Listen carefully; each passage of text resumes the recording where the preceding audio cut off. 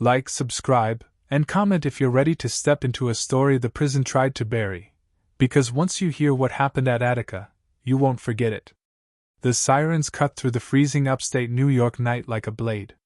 Red and blue lights bounced off the razor wire, the concrete walls of Attica Correctional Facility glowing like a warning beacon in the dark. Inside the outer perimeter, officers were running, not toward an escape, but towards something far worse.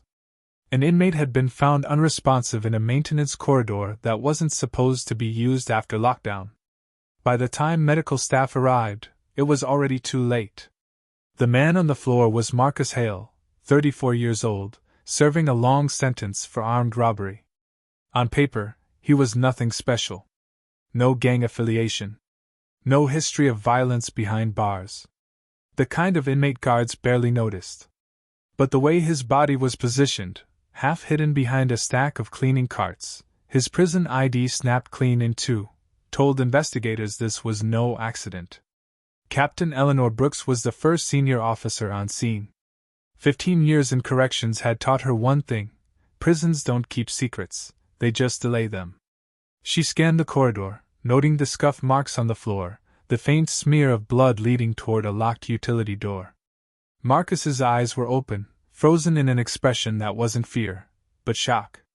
As if he'd seen something he never should have. Word spread fast. Attica locked down within minutes. Cells slammed shut.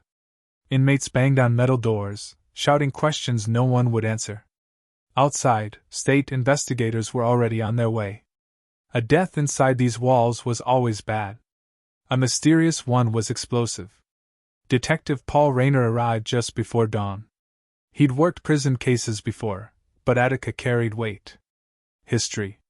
Scars.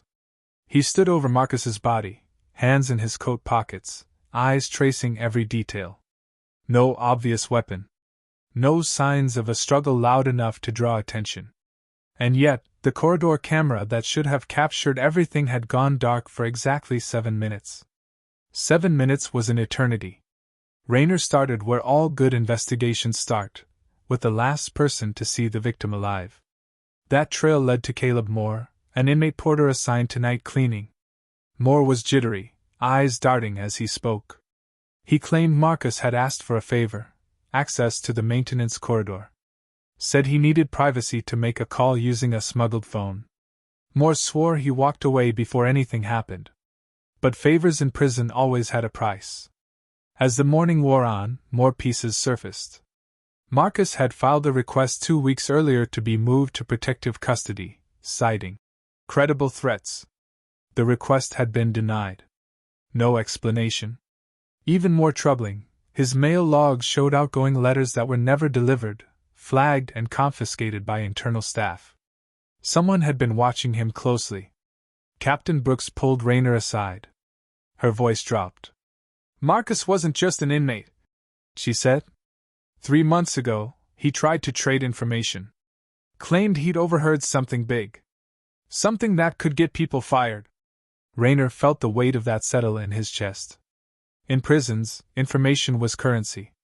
And the most dangerous kind was the truth. The utility door near Marcus's body was still locked when maintenance arrived. When they finally forced it open, the smell hit first: stale air, oil, and something metallic. Inside was a narrow room packed with old files, forgotten equipment, and a single metal locker bolted to the wall. The locker wasn't listed on any inventory. Rayner stepped closer as an officer cut the rusted lock. Inside were documents. Copies of internal reports. Guard schedules. And at the very top, a handwritten note in Marcus Hale's unmistakable scrawl. It read, "If they find this, I'm already dead." And that was when they realized Marcus's mistake wasn't trusting the wrong inmate. It was trusting the system itself. By the time the contents of the locker were catalogued, Attica felt less like a prison and more like a crime scene holding its breath. Detective Rayner stood over a folding table as investigators photographed each page. The documents weren't random. They were meticulous: dates, times, badge numbers, and movement logs that mapped the prison's night shifts with surgical precision. Someone inside Attica had been running an operation that thrived in the dark, and Marcus Hale had been watching it long enough to understand how dangerous that knowledge was. At the center of the paperwork was a pattern. Contraband seizures quietly downgraded. Inmates transferred hours before scheduled interviews. Surveillance outages that lined up too perfectly to be coincidence. And then there were the names, 3 correctional officers repeatedly listed beside altered reports. One of them was a 20-year veteran with a spotless record. Another had recently been promoted. The third was still on active duty that morning, walking the same stairs where Marcus once slept. Captain Brooks ordered the names sealed pending internal review. The last thing Attica needed was panic, or worse, retaliation. But secrecy inside a prison was an illusion. By lunch, whispers were already moving cell to cell. Marcus Hale hadn't just died. He tried to talk. Rayner wanted to speak to Caleb Moore again. When officers went to retrieve him from his unit, they found his cell door open and empty. His bunk was untouched, his shoes neatly placed underneath. For a split second, the thought crossed Rayner's mind that Moore had escaped. Then he noticed the blood. It was smeared low against the concrete, as if someone had been dragged. The prison went into full lockdown again. Towers scanned the yards. Search teams swept storage rooms, stairwells, and unused offices. 30 minutes later, they found Caleb Moore in a laundry sub-basement that hadn't appeared on official blueprints in years. He was alive, but barely. His jaw was swollen, his ribs bruised, and someone had carved a warning into the fabric of his prison shirt. Snitch. At the infirmary, Moore shook uncontrollably as Rayner questioned him. Between gasps, he confessed Marcus had been terrified the last week of his life. Not of inmates, but of guards. Marcus had overheard conversations during kitchen duty, whispers about moving, product, and silencing loose ends. He believed a smuggling ring was operating with protection from the inside, using inmates as disposable couriers. Marcus's mistake was writing things down instead of keeping them in his head. He thought paperwork would save him, Moore said, his voice breaking. He thought if he had proof, they couldn't touch him. Rayner knew better. Paper didn't protect you. It painted a target. As Moore was wheeled away, an alarm blared through the facility. One of the officers named in the documents had failed to report for duty. His locker was empty.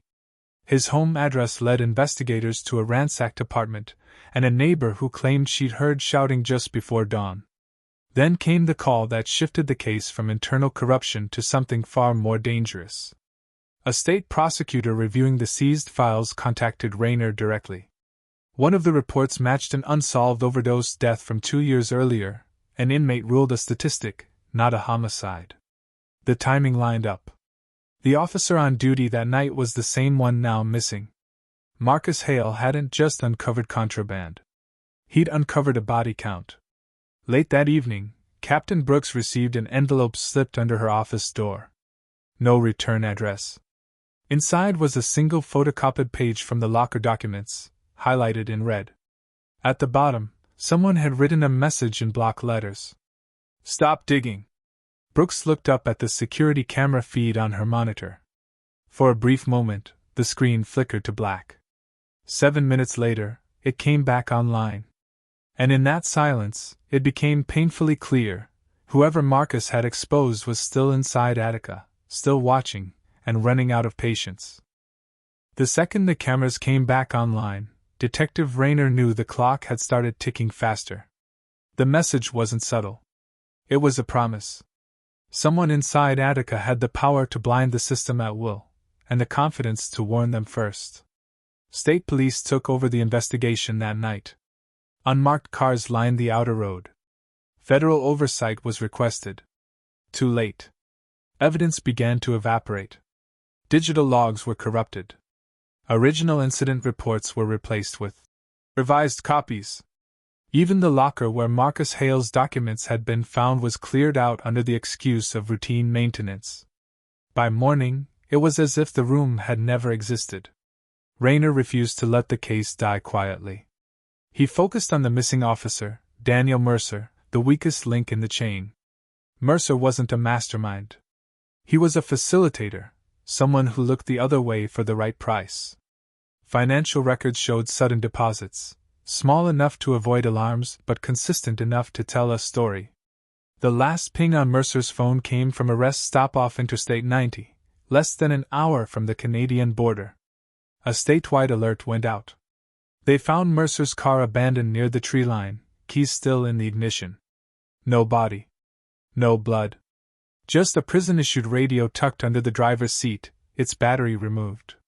It was the kind of detail that screamed preparation. Mercer hadn't run.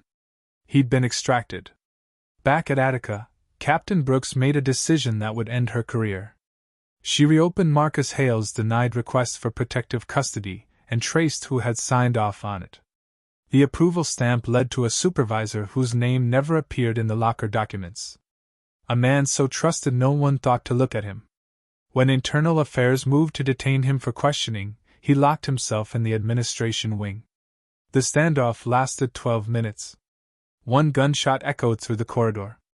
By the time officers forced the door, it was over. Suicide, the report would say. Case closed, the headlines would suggest. A single bad actor, a tragic end. But Rayner stared at the supervisor's desk and saw the truth in the small things. 2 coffee cups. A burner phone snapped clean in half. And a handwritten list of inmate numbers, one of them crossed out. Marcus Hale. In the weeks that followed, Attica returned to routine. Lockdowns ended. Cameras stayed on. Officially, the investigation concluded there was no evidence of a larger conspiracy. Marcus's death was ruled a homicide caused by inmate conflict. Caleb Moore was transferred, for his own safety, and promptly disappeared into another facility's system. Detective Rayner filed objections that went unanswered. Then, 3 months later, a body was found in a drainage canal near Buffalo. Daniel Mercer. The coroner listed the cause of death as exposure, but Rayner noticed a detail no one else wanted to acknowledge. Mercer's prison ID was tucked into his jacket pocket, snapped clean in two, exactly like Marcus Hale's. The final report was sealed. No charges were filed. No names were added. And somewhere inside Attica, a maintenance corridor light flickered on, even though no one had scheduled repairs. They told the public the threat was over. But the truth was simpler, and far more chilling. Marcus Hale had made one mistake. He believed exposing the truth would end it. Instead, it taught the people watching exactly how careful they needed to be. If this story kept you on edge, remember, there are cases even darker than this one. And the next mistake hasn't been discovered yet.